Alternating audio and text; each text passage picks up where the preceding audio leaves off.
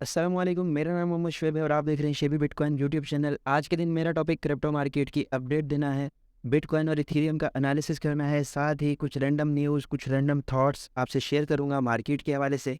सबसे पहले बीटीसी का टाइम फ्रेम मेरे पास ओपन है, डेली के टाइम फ्रेम में बीटीसी के चार्ट की बात करते हैं। बीटीसी का चार्ट यहाँ पर प्रीवियस डेज में मैंने आपसे कहा था कि एक लंबी सी विक यहाँ पर अगर बनती है तो उसे मार्केट मैनिपुलेशन कंसिडर किया जाएगा और वो सारे के सारे स्टॉप लॉसेज यहाँ डाउन साइड से ले जाएगी।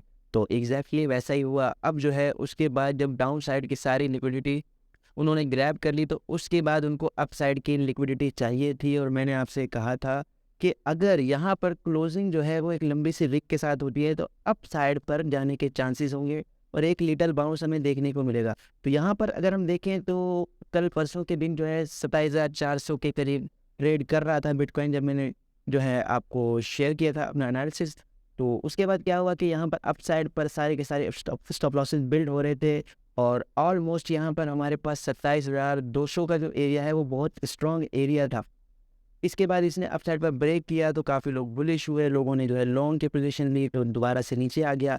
लेकिन इस एरिया के ब्रेक डाउन के बाद जो लोग शॉर्ट थे उन सब के स्टॉप लॉसेज यहाँ पर 27,200 से ऊपर थे, तो उन सब के स्टॉप लॉसेज को यहाँ पर ले लिया गया और उनको मार्केट से आउट कर दिया गया। ठीक है, अब करंट सिचुएशन में बात करें तो करंट सिचुएशन में हमारे पास ये जो रेड जोन आपको नज़र आ रहा है, ये रेड जोन जो है बहुत इंपॉर्टेंट है। अगर इससे अप साइड पर क्लोजिंग होती है एक अच्छे वॉल्यूम के साथ तो यहाँ पर जो है हम एक अपसाइड की मूवमेंट देखेंगे और अगर डाउन साइड पर क्लोजिंग होती है तो फिर जो है मज़ीद नीचे जाने के चांसेस है, जो कि मैंने आपसे डिस्कस कर रखे हैं पहले ही।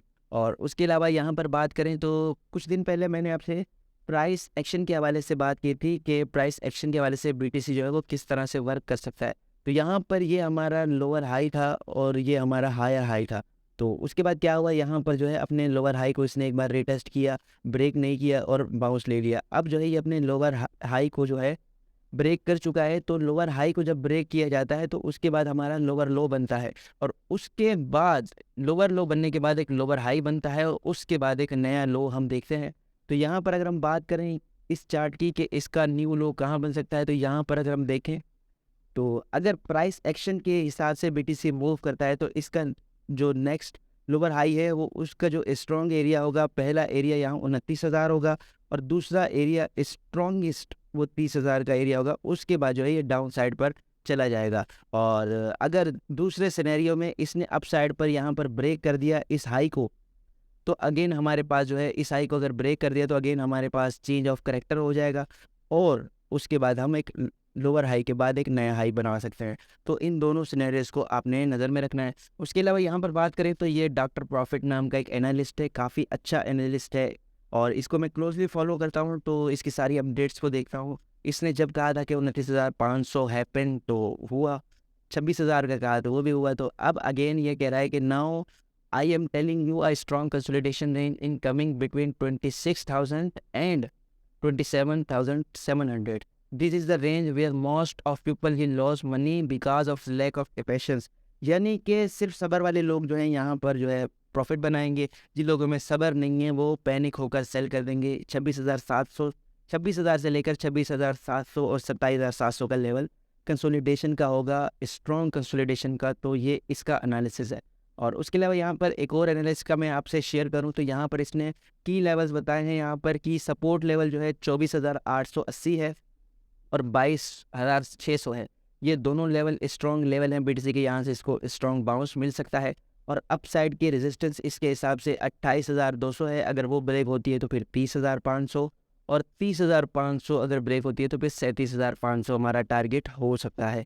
और उसके अलावा यहाँ पर जो है मैं आपसे एक चार्ट शेयर करना चाहता हूँ। ये जो ग्रीन लाइन आपको नज़र आ रही है ये 1 ईयर की मूविंग एवरेज है, 1 ईयर की नहीं बल्कि 2 ईयर की मूविंग एवरेज है। और इसका अगर हम यहाँ पर देखें तो जब भी बीटीसी इससे डाउन गया उसके बाद बीटीसी ने इसको ब्रेक किया तो नया ऑल टाइम हाई लगा।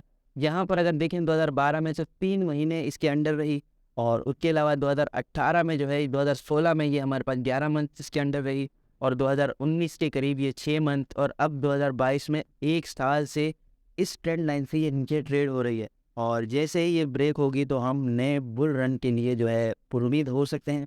तो इसका ब्रेकआउट हमने देखना है। फिलहाल जो है शॉर्ट टर्म के लिए तो ये डाउन साइड पर ही रहेगा, लेकिन जब इसका ब्रेकआउट होगा तो ये जो है एक्सट्रीमली बुलिश रह सकता है क्रिप्टो मार्केट के लिए। और उसके अलावा यहाँ पर बीटीसी वेल्स की थोड़ी सी बात करते हैं। BTC whales strongly bitcoin buy कर रही हैं। 1000 से 10,000 वाली बिटकॉइन जो है वो वेल्स जो हैं वो काफ़ी ज़्यादा बाइंग कर रही हैं। यहाँ पर जब उन्होंने 71,000 बीटीसी बाय किया था तो बीटीसी में 34% का जो है अपसाइड आया था। और अब यहाँ पर देखें तो वेल्स बाय कर रही हैं, लेकिन बिटकॉइन में जो है ड्रॉप आ रहा है। 84,897 बिटकॉइन बाय किए हैं वेल्स ने, उसके बाद जो है हमें एक शॉर्ट टर्म ड्रॉप दिख रहा है। लेकिन इस वजह से जो है वेल्स जो है वो अपने सेंटिमेंट जो है वो स्ट्रांग रखती हैं और शॉर्ट टर्म पुल बैक को वो नज़रअंदाज करती हैं, तो अच्छा खासा प्रॉफिट उठाती हैं। तो वेल्स के सेंटिमेंट क्योंकि बुलिश हैं तो मार्केट सून और लेटर बुलिश रह सकती है। और इथेरियम की बात करते हैं। इथेरियम जो है मेरे एनालिसिस के बिल्कुल सेम वर्क कर रहा है। यहाँ पर हमने हेड एंड शोल्डर बनाया था और उसके साथ जो हमारा टारगेट था उस टारगेट को हमने अचीव किया। और मैंने आपसे की लेवल डिस्कस किए थे, डाउन साइड पर 1700 का था और अप साइड पर यहाँ पर 1820 का था। तो अगर आपने यहाँ से शॉर्ट लिया तब भी प्रॉफिट बनाया होगा और यहाँ से अगर लॉन्ग लिया तब भी प्रॉफिट बनाया होगा। फिलहाल जो है हमारे पास ये वाला एरिया रिस्की है, हमने इसको देखना है। अगर बीटीसी जो है ड्रॉप करता है तो ये बीटीसी के साथ ड्रॉप कर सकता है। और उसके अलावा अगर यहाँ पर डेली क्लोजिंग 1820 से अबव हो जाती है तो फिर हम नेक्स्ट एरिया जो है 1920 का देख सकते हैं। तो इन दोनों एरियाज़ को आपने नज़र में रखना है। और ये स्विंग ट्रेड के हवाले से हैं, शॉर्ट टर्म ट्रेड के हवाले से आप ट्रेड लेकर पैनिक हो सकते हैं। और यहाँ पर कुछ थॉट्स मैं आपसे शेयर करना चाहता हूँ।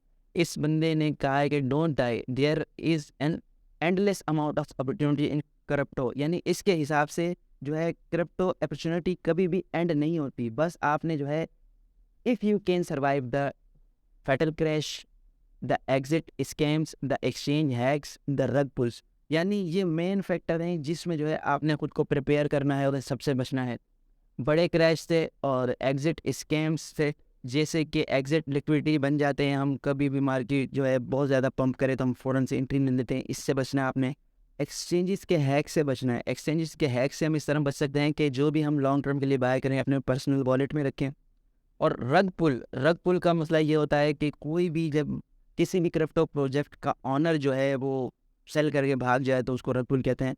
तो ऐसे रग पुल से बचने का तरीका ये है कि हम किसी भी प्रोजेक्ट को अगर तफसील से जो है देखेंगे और डिसेंट्रलाइज जो है उसमें देखेंगे और साथ ही वेल्स के वॉलेट देखेंगे कि वेल्स के वॉलेट में और टीम के पास कितने कॉइन हैं, तो इस सब से हमें अंदाज़ा हो जाएगा कि किसी भी कॉइन में रग पुल हो सकता है या नहीं हो सकता। और इसके अलावा इस बंदे ने एक और बात कही है, इसने कहा है कि diversification does not work in crypto. यानी जिस तरह आमतौर पर ट्रेडर कहते हैं कि अपने पोर्टफोलियो को डाइवर्सिफाई करें, तो एक हिसाब से तो वो सही है कि अगर उनमें से कोई प्रोजेक्ट डूब जाए तो आपका सारा पैसा एक प्रोजेक्ट में नहीं होगा। लेकिन पंप डंप के हवाले से ये बंदा कह रहा है कि जब बीटीसी डाउन जाता है तो 99% जो है हर कॉइन जो है वो डंप जाता है बीटीसी के साथ। तो इसने कहा है कि आप जो है आप do not hold more than 7 positions, यानी 7 पोजीशन से ज़्यादा, 7 कॉइन से ज़्यादा आप जो है ट्रेड ना करें। इसने कहा कि 4 coin with a certainty will pay more than holding 16 coin with uncertainty. यानी ये कह रहे हैं कि 4 बेस्ट और टॉप कॉइन में आप एंट्री लो और लॉन्ग टर्म के लिए होल्ड करो।